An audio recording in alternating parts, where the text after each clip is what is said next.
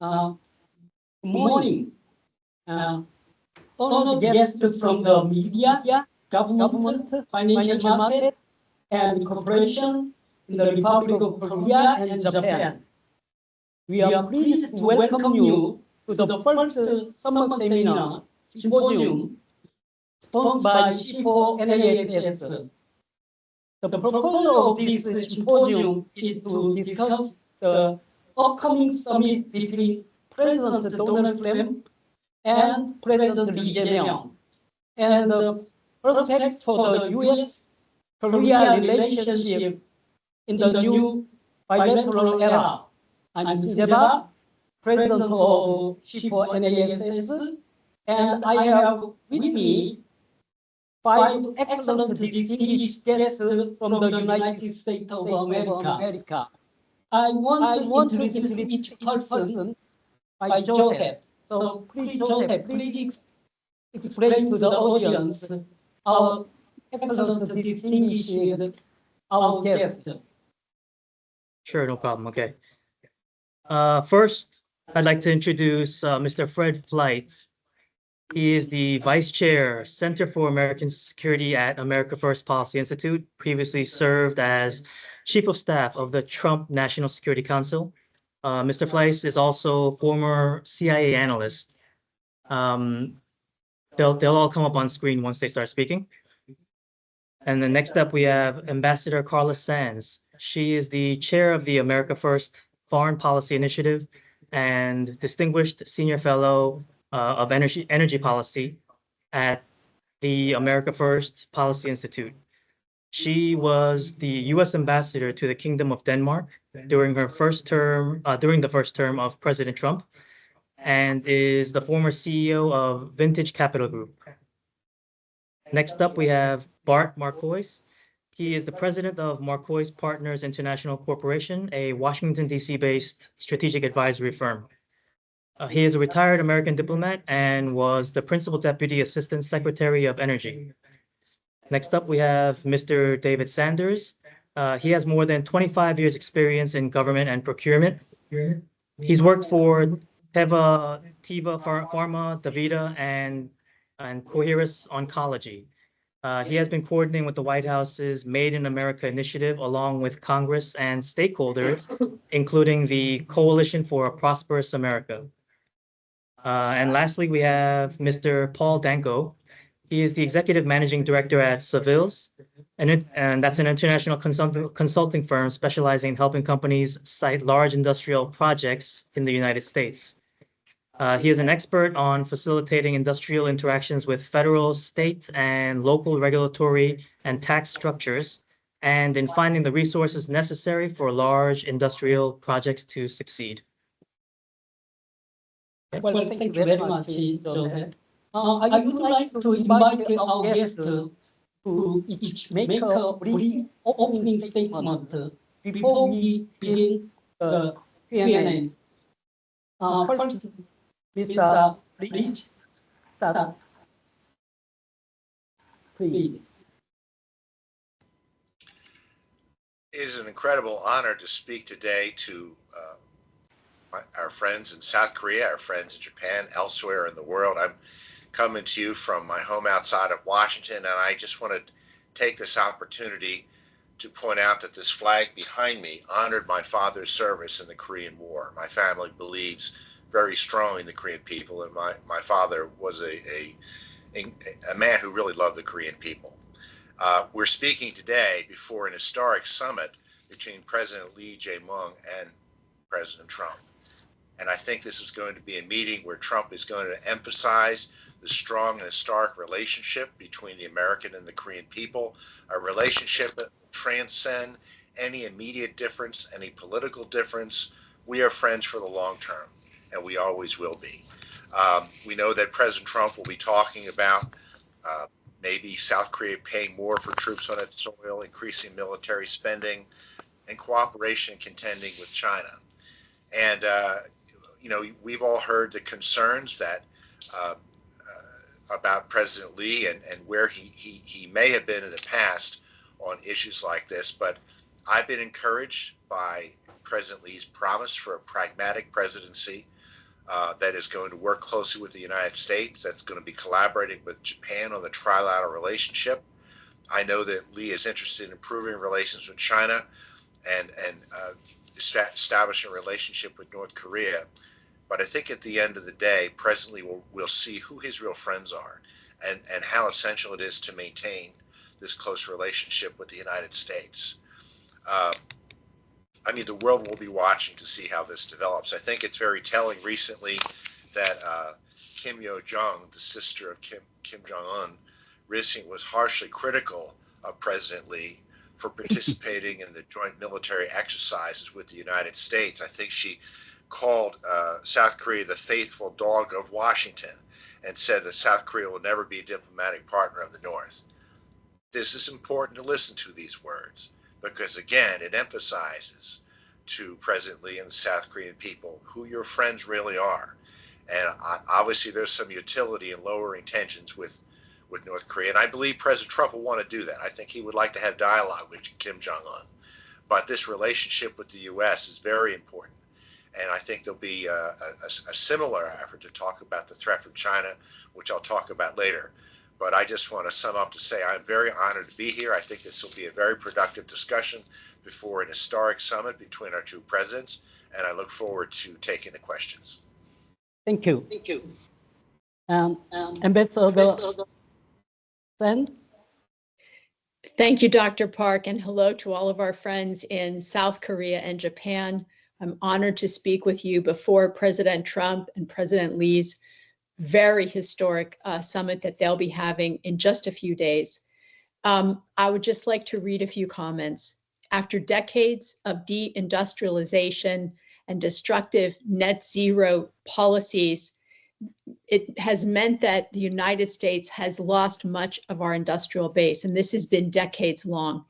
We can't be a great country and the leader of the free world if we don't make things here.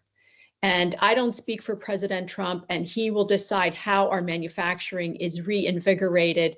But you can see that the trillions of dollars of investment, it's flooding into the United States because President Trump is reindustrializing America and putting tariffs on foreign countries in order to rebalance our trade and bring back our manufacturing. Our trade was lopsided, with most countries having a trade surplus with the United States, as our manufacturing base really has bled out, and it's happened all across the United States. I compliment President Lee in successfully achieving a trade deal with President Trump, $350 billion from South Korea to be invested in US-owned and controlled projects selected by President Trump and his team at Commerce. And $150 billion of this investment is earmarked for US shipbuilding in the United States, and $100 billion committed to purchasing United States energy. Now, I'm excited that together South Korea and the US will become more prosperous as we grow together our economies, protect our freedoms, secure our nations against adversaries. For 70 years, we have had a global, comprehensive strategic alliance. I'm proud to say that we've had a diplomatic relationship with South Korea since 1949, and just recently, our Secretary of State, Marco Rubio, met with Foreign Minister Cho in a very successful meeting. And we've had a mutual defense treaty that was signed in 1953 with South Korea and the United States. And the US, even today, has about 28,500 US soldiers based in South Korea. In fact, South Korea is one of the United States' most important strategic and economic partners in Asia. And also, the Republic of South Korea is one of our largest trading partners. Now, with our story, our history, our long, close relationship together, the United States looks forward to growing our trade, working with President Lee Jae-myung to bring more prosperity and a better life, a freer life, and a more secure life to all of our citizens. Thank you. And next, Mr. Bart Marcois. Hi, good morning, everybody.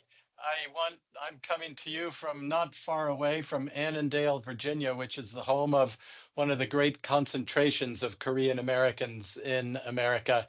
I treasure the relationship between our two countries and the friendships that I have formed with people from Korea and with Korean Americans. The alliance with Korea is one of our most enduring treaty allies. And like Mr. Fleitz's father, my wife's father fought for the freedom of Korea. He flew a fighter jet for the United States Marine Corps as a very young man. And when I told him I was doing this, he nodded with approval and was pleased to say hello and to give his heartfelt expressions of love to the people of Korea. With President Lee coming here, President Trump is holding open a golden door for the people and for the factories and the companies of South Korea to come and to manufacture goods here and to sell them into the biggest consumer market in the history of the world. The tariffs that President Trump is establishing are not barriers to trade. They are meant to encourage manufacturing here in the United States. For the early moving companies, the companies that come to America first and don't just talk about it, but actually come and start to build a factory or take over an old factory and retrofit it and start building things here, whether it's steel or ships engines or batteries or nuclear power plants, anything they build, they will be in a position to sell to the greatest consumer market in the world. There are things that trouble us. There are things that, again, as Ambassador Sands said, I don't speak for President Trump, but I can tell you, I know what kind of heart he has, and he will be troubled by the human rights abuses. As a president who was persecuted, as when he was a former president, persecuted by the sitting president, he's very sensitive to issues like the treatment of President Yoon and the former First Lady and the Prime Minister who was just arrested yesterday. He's very sensitive to the treatment of his former emissary, Morse Tan. He's sensitive to these things and he's going to be looking at them. I hope that those are things that are not irritants in the relationship, because there is so much promise ahead and there is so much opportunity ahead. And I implore the government of South Korea and the people of South Korea to know that we look forward to a long and prosperous continuing relationship as we've had with you for the past 75 years. Thank you. Thank you very much. Thank you. And next is Mr. Sanders. Yes, sir. Thank you very much. I'm David Sanders. I've been in the pharmaceutical industry for about 20 years since leaving government. I worked for. Sorry about that. My apologies. Can you hear me? Can everyone check their volume on their end to raise their volume? Just real quick, okay? Before you speak. Yeah, let me try to do that. Can you hear me now? Yeah. My volume's Okay. all the way up. Can you hear me now? Is it okay? Okay. Joseph, can you hear me? Yeah, I can hear you. Okay, good. Sorry, I apologize for any technical problems. David Sanders, I've been in the pharmaceutical industry in America for 20 years or so. I spent about 5 years in government, working for the senior senator from Tennessee, Fred Thompson, and the now Senator Marsha Blackburn. She's the senior senator from Tennessee as well now. It's an honor and a privilege, frankly, to be here among all of you, and frankly, to listen to Fred and to Bart and to Ambassador Sands. I can't add much to what they said, but I want to reiterate that I completely agree with everything they presented.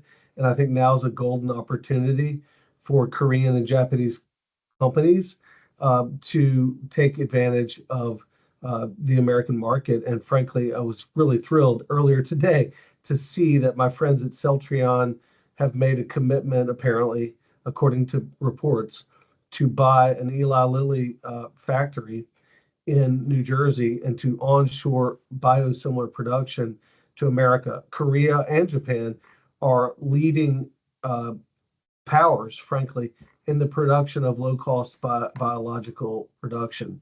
And we at Coherus actually had a partnership with Samsung to produce our Humira drug. So I have some experience with Korean companies, with Samsung, obviously, and Celltrion and others.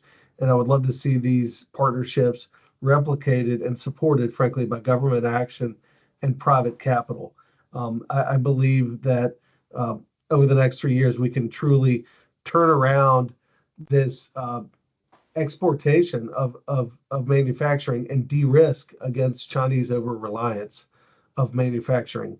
And it's not only a great goal, but it's now a necessary endeavor by the U.S. government and frankly by our joint governments.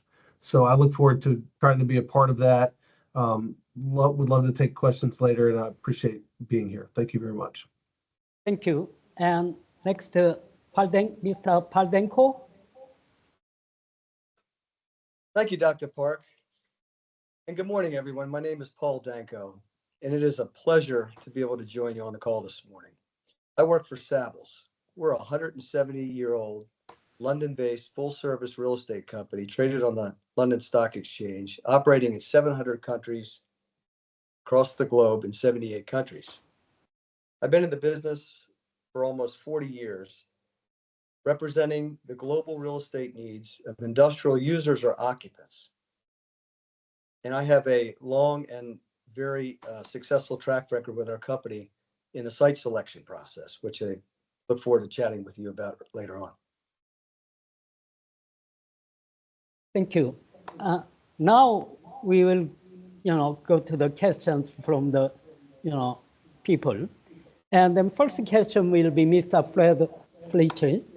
The first question is for you. The Trump administration is talking about a meeting with China, and it appears he is making friendly gesture toward two countries.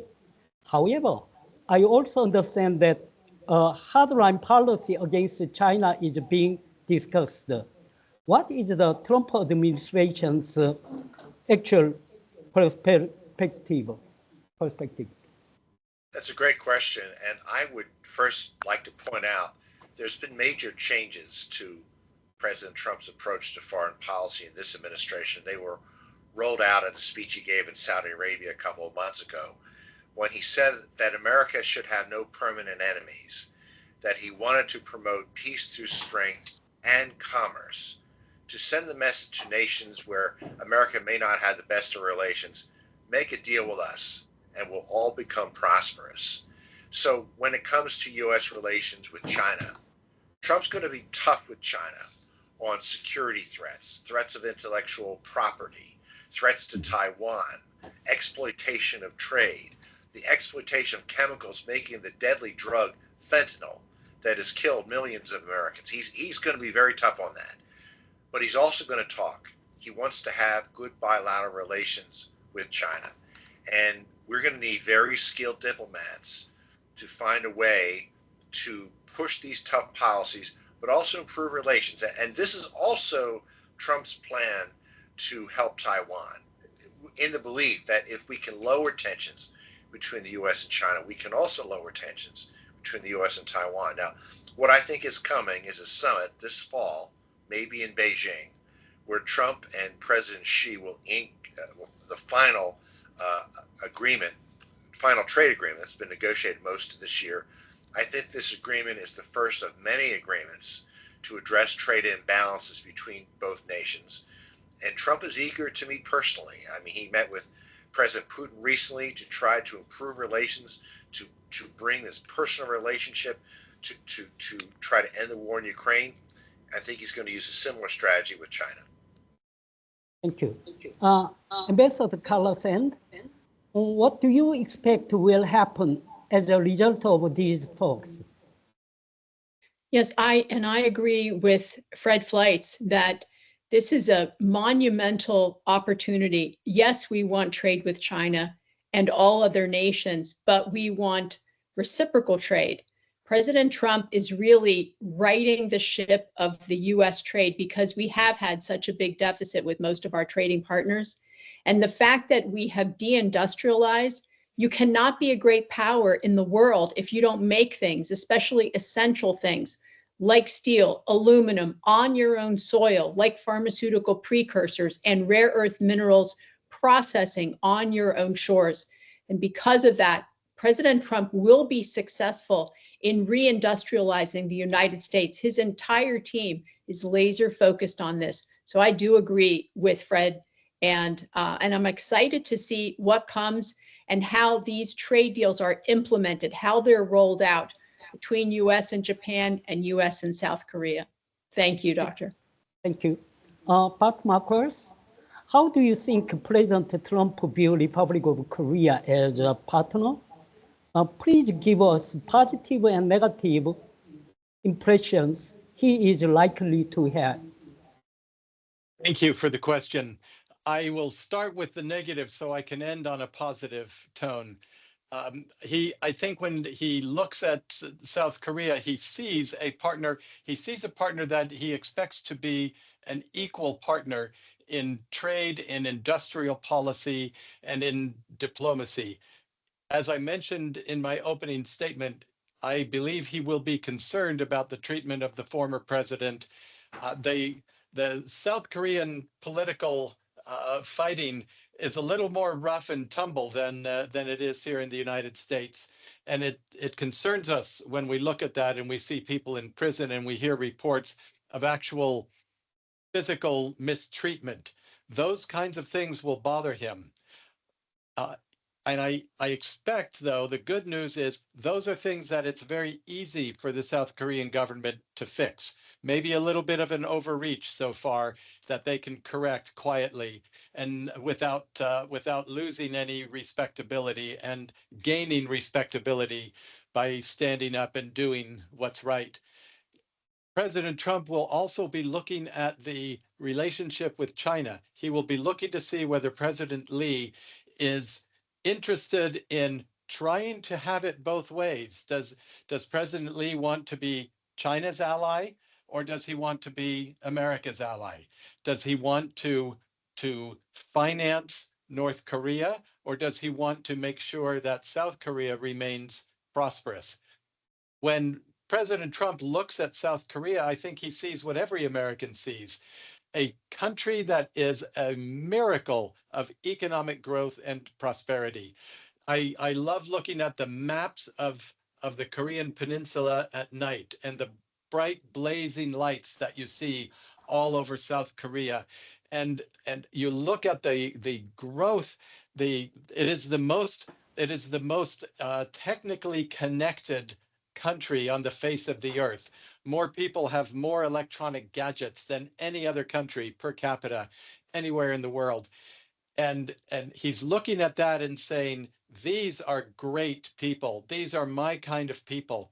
When he looks at a country and he looks at how to make a deal with them, I believe that he is looking at the private sector companies doing commerce with our private sector companies. We've seen him in his speeches and in his actions.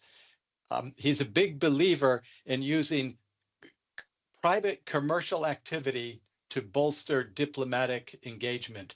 And I think he's going to be looking for that. He'll be looking to see Korean companies coming here, steel companies, battery companies, power companies, the pharmaceutical companies coming here and establishing connections with American companies, because that's how our two countries stay together. That's how they stay intertwined and have tremendous respect for one another. And that's the part that I expect he wants to emphasize. Again, it's growth, it's prosperity, it's peace. He is the peace president, and he's looking for peace, and he's looking for growth, and he's looking for prosperity. Thank you. Ambassador Sands, what can you tell us about the current state of the trade talks? Actually, this question is actually coming from the 중앙일보 reporter Kim Hyung-gu, and South Korea lowered the mutual tariff from 25% to 15% on the condition that Korea invests $350 billion and purchase $100 billion worth of energy. Automobile tariffs were also lowered from 25% to 15%. How do you evaluate the result of the trade negotiation between the US and South Korea? Did the South Korea government achieve the best possible outcome in the negotiations? Thank you for the question, Dr. Park, and also to the news outlet that asked it. I have to say, I think that the trade outcome between President Lee and President Trump is outstanding.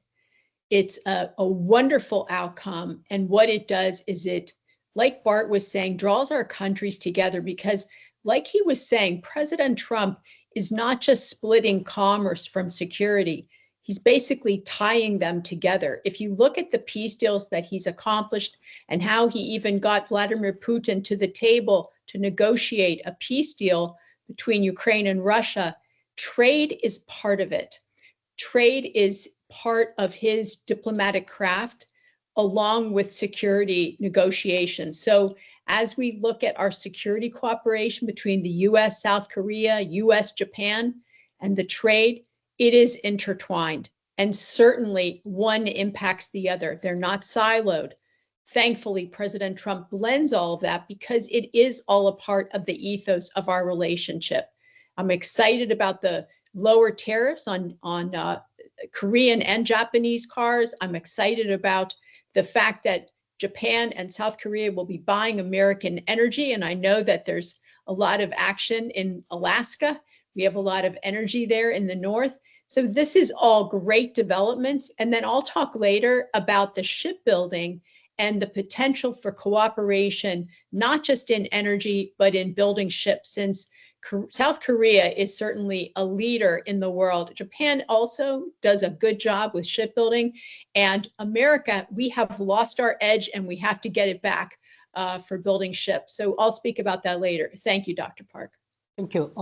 Mr. Bart Marcois, President Trump has announced the plan to impose a tariff on semiconductors. What is the goal behind the U.S. plan for semiconductor tariffs? I'm glad you asked that question. His goal with the semiconductors is the same as his goal with all of the other manufacturing, but it's especially important with semiconductors. He wants them built here. He wants them produced here in the United States. And he is trying to encourage foreign companies that build semiconductors to come here and build them here.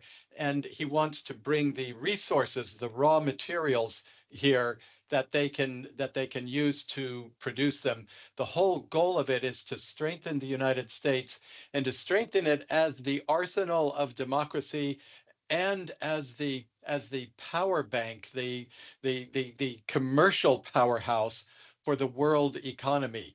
We drive, when America is healthy, when our economy is healthy, the economy of the entire world is healthy. And that's what he's aiming for. And the people coming here, when they come to build these factories, they're going to see that it's much easier than they think it's going to be. If they work with the proper guide and the proper team, I think Paul Danko is going to be talking about that soon. Thank you. Next is Mr. Paul Danko. Well, I have a couple of questions for you about the practical consideration for companies planning to move manufacturing to America. But before, I'd like to thank you for getting up in the middle of the night, my goodness, and joining us from the famous St. Andrew Rink, the golf course where the game was invented. Thank you very much again. My first question regards the difficulty of establishing a factory in America. We have heard that it takes several years to build factories in America between permitting, getting electricity, finding the site. connection for delivering shipping, training of workforce, and more. Is there any hope of shortening the timeline? Well, first, thank you, Dr. Park. And it's always a fun day when I get to participate in two of my favorite activities, golf and site selection. Yeah. Thanks again. And absolutely, there's a way to shorten that timeline. I mean, there's no specific minimum or maximum timeline that's laid out for site selection. It can be a very cumbersome process. It can be very specific to the specific parts of the process. For example, it's not just real estate, it's energy, it's automation, it's labor, it's incentives, it's sustainability, it's transportation. And the important thing is that when you go through the process, you have the proper guidance with the right subject matter experts to be able to help you understand the different pieces of this puzzle. And you know, we see examples all the time where the site selection process itself, I mean, it can be as short as several months. I mean, we just finished a very large site selection for an aerospace company that is employing 14,500 employees, making a $4.7 billion investment and building a 3 million square foot manufacturing facility. I think that process itself started last year. It's already completed. Now, the construction of the building certainly is a different story. And there are construction companies that can work 24/7. And as long as the company is willing to work and focus on the process, it can certainly move quicker than several years. Thank you. And well, and I have a second question for Paul. Are there trained workers available in the US? Will foreign companies face labor disruption because of the labor union? Well, the quick answer is yes, but more importantly, there is a very deep pool of trainable labor in this country, very anxious to work and learn how to support a company that's coming into the United States. And we see it all the time. And certainly with unions, that would be taken into consideration. If that's a factor, that becomes part of the process.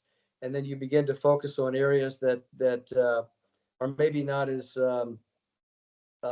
excited about having unions as others, and that gets incorporated into the entire process. Thank you. A question for Mr. Fred Fleitz. Returning to the theme of China from Channel A reporter Moon Ye-bin, Deputy Secretary of Colby had suggested that U.S. force in Korea role should evolve to help deter China. You have previously stated that U.S. force in Korea realignment or reduction are unlikely. Do you still hold that view? What do you expect from the forthcoming U.S. national defense strategy regarding the Republic of Korea? Thank you for your question. I want to first associate myself with Bart Marcois' comments about human rights. I do believe that President Trump will be sensitive to reports that former President Yoon is being mistreated or persecuted for political reasons. I'm not saying that's happening. I am saying, however, it is an issue that, given how Trump was persecuted when he was a former president, I think this is something that he will be sensitive to. Elbridge Colby is a brilliant man, but he is not making U.S. policy on South Korea. He is a fellow who speculates and muses about possible policies, but American policy on South Korea is being overseen by Secretary of State Marco Rubio, and he is an incredible advocate and friend of South Korea. And I don't think there's any chance that we are going to change the mandate of forces in South Korea to deal with China. I don't think that's going to happen. I know there's people in the Trump world who have speculated about that. I don't think we're going there. I do think there'll be some differences over how much South Korea pays for U.S. troops on South Korean soil, the special measures agreement. These will be differences that we will resolve between friends. I don't think they're going to be deal breakers for our relationship, and this was the case during the first Trump administration. When it comes to the U.S. national defense strategy, well, we don't have one yet, and that is still being written, and we don't know where President Trump is going to come down on some of these issues. But I would like to mention some comments that President Trump made when Prime Minister Ishiba visited the Oval Office in February 2025, when he vowed to use the full strength of American deterrence to maintain security in the Indo-Pacific. And he said that he agreed to cooperate even more closely with Japan to combat the Chinese economic aggression, which is quite aggressive. And I'm sure he will say the same thing to President Lee, that we will cooperate to counter both security and economic threats of China. And I think that will be in the National Defense Strategy. Okay, thank you. Following tariff discussion, U.S. interest in shipbuilding sector has been noted. Do you believe bilateral cooperation in this area can proceed smoothly? Few reporters indicate that the White House NSC shipbuilding office has become less effective, while reversion to the Jones Act and Burns-Tillerson Act may also be under consideration. How do you view these internal U.S. government's development? Thank you for the question, Dr. Park. You know, when I was the U.S. ambassador to the Kingdom of Denmark, I was really stymied by the Jones Act being in place. When I have spent time in Pennsylvania, New England couldn't buy Pennsylvania energy and ship it by ship because of the Jones Act. But as a matter of fact, I don't think it's going away, and I don't think the Burns-Tillerson Amendment is going to go away. In fact, that Burns-Tillerson Amendment requires U.S. naval ships to only be built in domestic shipyards. And in February, the U.S. Congress proposed something called the Naval Readiness Assurance Act, and it has measures that are trying to ease the shipbuilding. But as a matter of fact, the U.S. Navy plans to purchase 360 new ships by 2054 with an estimated budget of $1.07 trillion. So this is going to open up an average annual market of $35.8 billion to allied countries like South Korea for the next 30 years. So this is a real market. And Senator Mike Lee has proposed the Naval Readiness Assurance Act. And he says that South Korea is the most important in meeting the U.S. Navy's shipbuilding requirements. We can see Hanwha Ocean is focused on strengthening the relationship with the U.S. by buying American shipyards. But what I'm hearing is that Hyundai, Hanwha, Samsung, that they're planning to build the ships offshore and bring the parts to the U.S., shipping those parts and then assemble them in the U.S. And they're thinking that it's going to take years to build and then ship. President Trump is working at the speed of business, not traditional diplomacy and traditional American presidents. He is fast-tracking all the permits. He has people in place in his administration that are turning on the volume of speed. It's like the hose when you hold it in your hand and it sprays out really fast. That's what's happening right now. And you want to catch that wave and not miss it. So we are looking at the fact that President Trump in the White House has expectation for all elements of shipbuilding to be on American soil. And I'm just telling you that the spirit of Made in America is about reviving the domestic American shipbuilding. We are reindustrializing our country, and that is President Trump's main focus. And in fact, I spoke with President Trump's new shipbuilding czar, and he said the intent of the deals is to secure direct foreign investment into the United States in U.S. shipyards, not in shipbuilding or parts manufactured in other countries, including South Korea. He said the intent is to restore American maritime dominance. And so it will be up to President Trump how this proceeds, but I will just caution that the letter of this is reindustrializing America and making ships on US soil. Thanks, Doc. Thank you very much. Next question is Mr. Fred Fleitz. I have several questions about the U.S. military policy, especially regarding the Republic of Korea and Taiwan. What specific point concerning Republic of Korea might be reflected in the forthcoming U.S. national defense strategy? Do you believe USFK should be available for deployment in the potential Taiwan contingency? If USFK were deployed to defend Taiwan, how could the US assure Republic of Korea regarding the security commitment under the Mutual Defense Treaty? Thank you for your question. Similar to the last question you asked me, U.S. troops are in South Korea to defend against North Korea. That's the position of the U.S. government right now. I'm not aware that that's going to change. That is certainly the position of the U.S. Congress. Now, there are some elements of how the U.S. would deal with the Chinese attack on Taiwan that the U.S. is not going to talk about under the strategy of strategic ambiguity. I believe President Trump will stick strictly to this strategy to try to lower tensions with China and not talk about other contingencies that may come up. I might add at the same time concerning North Korea, I think there is a very strong possibility we're going to see an aggressive effort by the Trump administration to resume bilateral talks with North Korea. And I hope the North Korean government will be open to that. I think that Trump achieved a lot in promoting stability in the region and lowering tensions with the North with his personal diplomacy with Kim in the first term. I think that will happen in the second term. I wonder whether there may be some preconditions, such as maybe North Korea would have to agree to stop sending weapons to Russia for the war in Ukraine.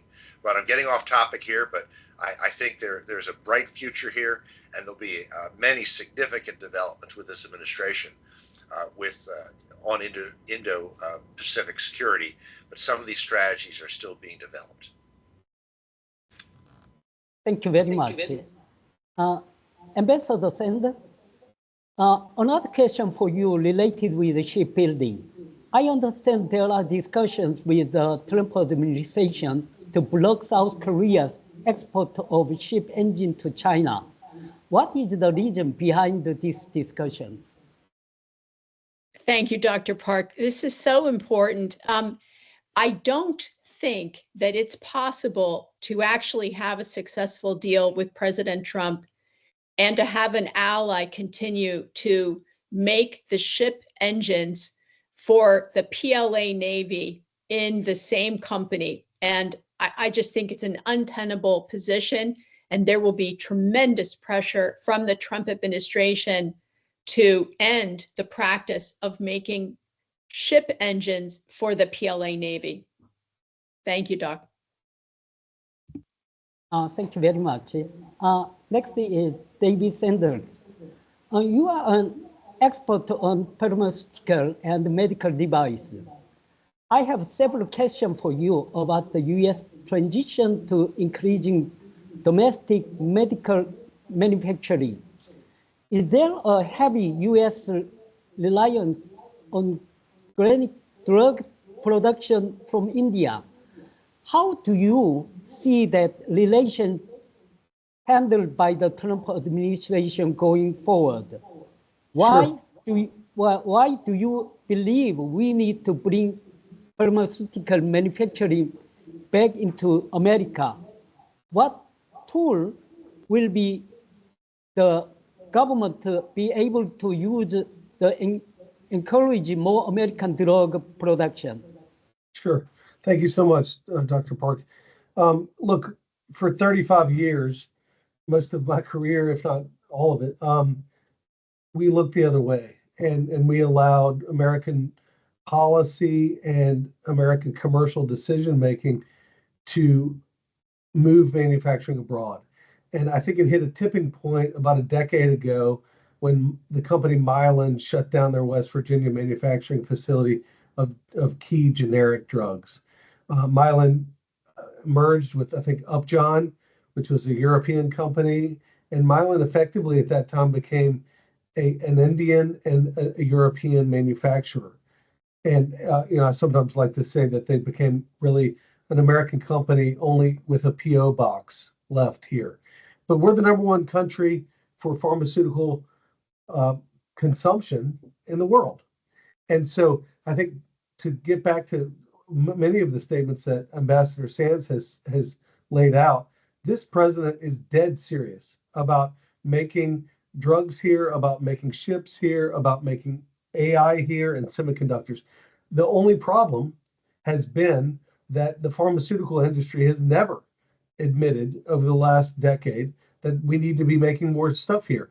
But this was sacrosanct, frankly, 5 years ago. All of Big Pharma didn't want to talk about their international networks of manufacturing. Now we see a flood of investments and of announcements from Big Pharma, and I welcome that. AstraZeneca has done a deal with the state of Virginia, where I'm from, and they're going to make a $50 billion commitment. That is welcome news, and it's frankly long past overdue. And so I think that what we need and what we're going to get over the coming weeks and months from this administration is an indication, a clear indication by government that government supports more manufacturing in America and westernized manufacturing. You asked a little bit about India. We do have an over-reliance on Indian manufacturing in terms of our generics and our sterile injectables. And then if you turn and you look at the precursors, the key starter materials and the API, the active pharmaceutical ingredients, we have a major over-reliance on Chinese and Indian production to the tune of 55% at least. Some are reporting as high as 90% of all API is coming literally through India and China. I think we're in for a big surprise over the next couple of weeks. I think the administration will come out with a pharmaceutical tariff against Indian over-reliance and against China over-reliance. So I'm anticipating something like 30% for Indian pharmaceuticals and 50 to 150% for Chinese pharmaceuticals. So I'm all about supporting a regime that encourages more domestic and westernized production, and I'm also all about Korean and Japanese production. I'm a consumer, frankly, of Lexus and Kia. My Kia Telluride is made in Georgia. 90% of it comes from Georgia. 10% of it comes from Korea. So I think we can figure out a way forward to increase domestic manufacturing and more westernized and more partnerships with Asia for manufacturing of critical drugs. We have right now 323 drugs that are in shortage. That's principally because of our over-reliance on Indian production and Indian quality problems. I'll stop there. Thank you, Dr. Park. Thank you. And last question for Mr. Bart Marcois. Actually, this question coming from the 중앙일보 reporter Kim Hyung-gyu. Do you think President Trump's tariff measure are a short-term political tool, or are they like to become a permanent feature of U.S. economic policy in the future?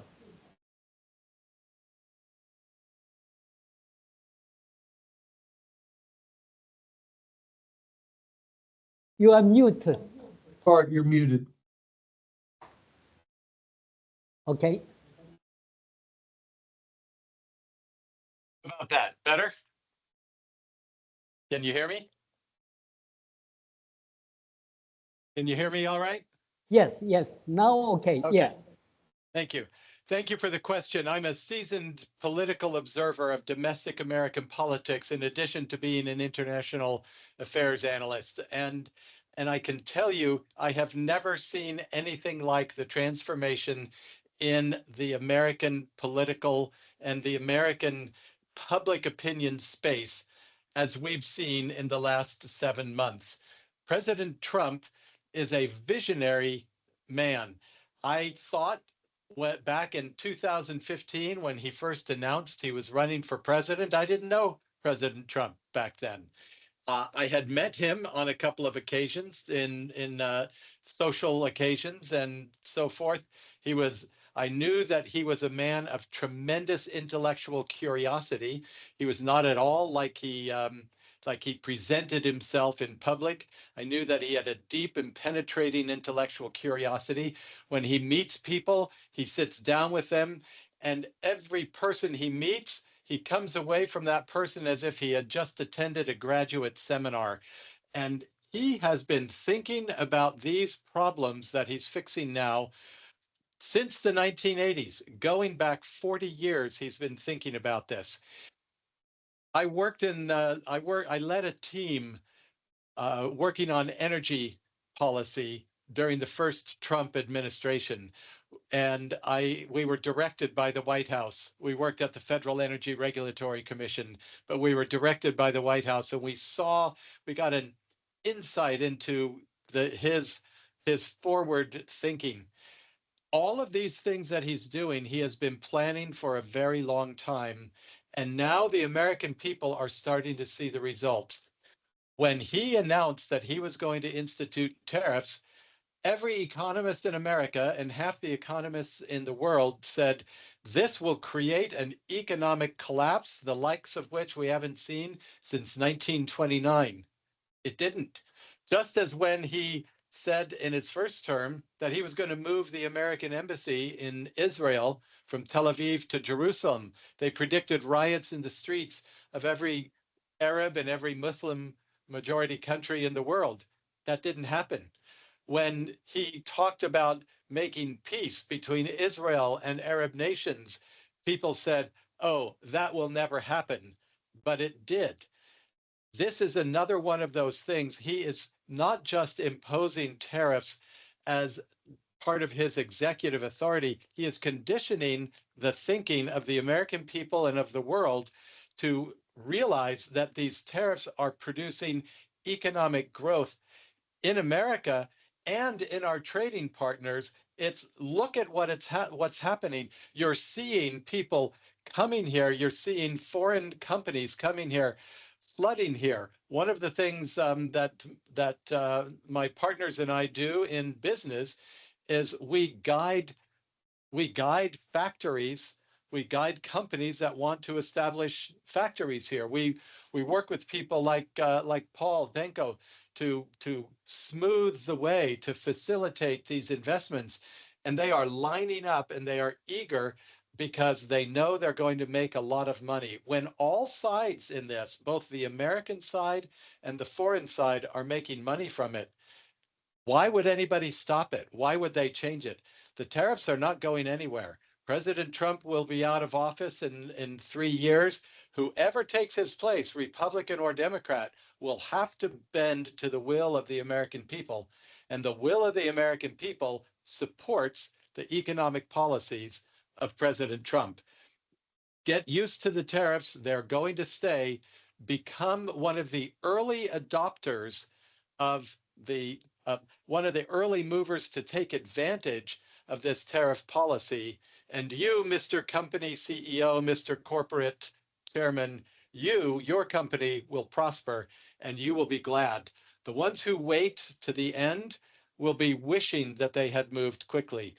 The greatest risk to any company looking at the United States right now is if they don't do anything, if they just stand still, waiting to see what's going to happen. If they move now, they are making it happen. If they wait to see, nothing will happen for them. And I'm so grateful for that question. I'm so grateful to you, Dr. Park, for putting together this summer symposium. I'm grateful to all the people watching. And I hope that everybody here looks forward to a strong and vibrant Korean-American relationship for a long time to come. Thank you. Thank you very much. Well, thank you very much. Well, that's all. I appreciate you all joining us today. And now we can finish our summer symposium. Thank you very much. Thank Great you. job. Thank you. Thank you. Thank you. Bye. Goodbye. Bye.